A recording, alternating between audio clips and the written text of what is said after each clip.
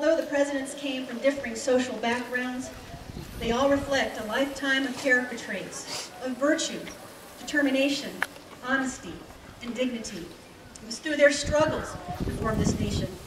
Through the Civil War and the conflicts of the 20th century, it was their character traits that pulled this country through and made us stronger. George Washington exemplifies dignity through impeccable, honorable behavior. He lived by the rules of decent behavior called the rules of civility, demonstrating respect for your superior, honesty in business, and moderation in behavior. Living by these rules created his reputation and developed his public image. How would these rules apply to you?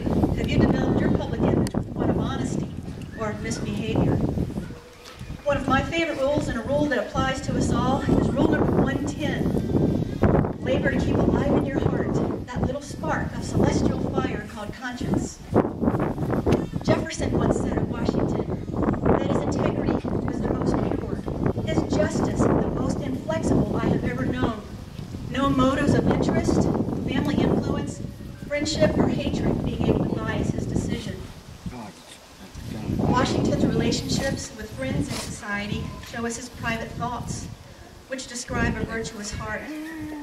His character is revealed through his iron will, his overwhelming self-confidence, his self-reliance, and his independence, a direct result of knowing yourself and trusting your values. The I cannot tell a lie fable describes Washington well. He said to sacrifice your tranquility and happiness for the public good. Jefferson shared similar values of integrity, but he was a Renaissance man, an inventor, an architect. He could calculate an eclipse and overcome the perils of frontier life. He was tutored by Anglican clergymen and later went to the College of William and Mary, where he studied law. And the court system in the 1750s was the ideal place to evoke the issues of dignity and honor. Peter Jefferson, his father, was a member of the House of Burgesses and an all-around leading citizen, and he was Jefferson's role model and mentor. Jefferson's love and recognition for the freedoms of expression, the freedoms of print, the freedoms of choice, and of questioning prepared him to be the principal author of the Declaration of Independence in 1776. His influence on the 1777 document, the Virginia Statute of Religious Freedoms, which became our First Amendment, placed a wall between church and state, allowing for the freedom of expression and tolerance for all religions. Jefferson said that all eyes are opening to the rights of man, and that the great principles of right and wrong are legible to every reader. To pursue them requires not the aid of counselors. Jefferson saw the importance of honesty, but Lincoln embodied the very idea of honesty. Lincoln had prudence, which was wise in handling practical matters, and honesty is defined as not lying, cheating, stealing, or taking unfair advantage of others.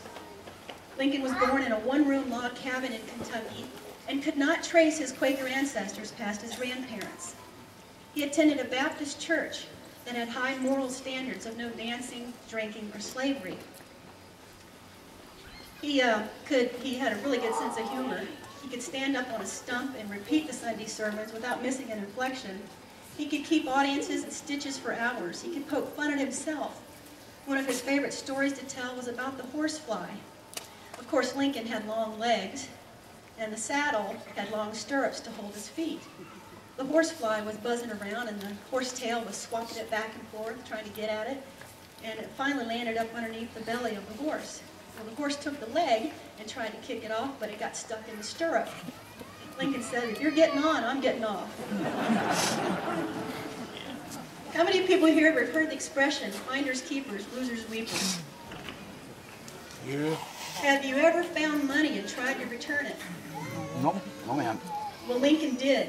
He walked a great long distance to return some pennies that someone had left behind, later getting the title of Honest Abe. He rose to the front ranks of his political party with fair dealings and honest campaign debates because he did the right thing. Theodore Roosevelt also did the right thing for the working man. Virtue, which is moral excellence and goodness, defined Theodore Roosevelt. He's considered the ablest president, displaying courage and initiative as he expanded American influence into world affairs. It was his moral excellence that gave this country a facelift and made life a little bit easier for the working man with government reforms like the Fair Food and Drug Act, Quality Meat Inspection Act, and doing away with price fixing. But our 26th president is best known for his remarkable personality and his commitment to the process of change. His 1906 Antiquities Act gave him the power and the opportunity to create national monuments without congressional approval. He took advantage of his legislature and created 18 national monuments: Dallas Tower and Jewel Cave in the Black Hills, a short distance from here. Our founding fathers continually re-examined their lives and weighed their actions on a scale of ethics. They look to us to keep their hard-earned republic safe and ask us to abandon habits of hypocrisy and meanness. We are all fallible, but let us remember what these great men that are carved here said.